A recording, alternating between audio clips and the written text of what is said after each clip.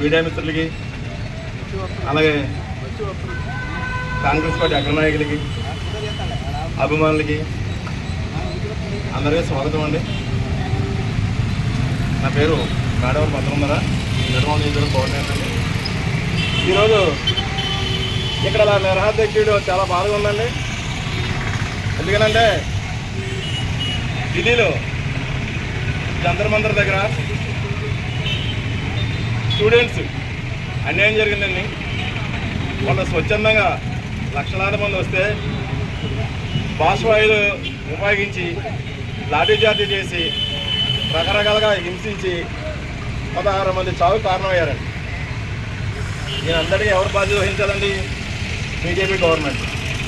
వాళ్ళు చేసిన తప్పుల వల్లే కదా యువత బయటకు వచ్చారు.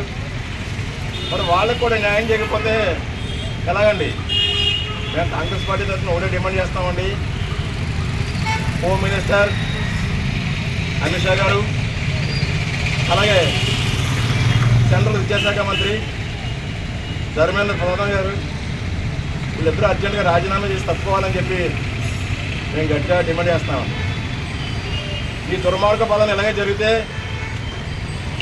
ఒక అల్లూరి సీతారామరాజు, ఒక భగత్ సింగ్ లాంటి వాళ్ళు వచ్చి తెల్లదొరని పాలదొరని ఘనత వాళ్ళకే ఉందండి.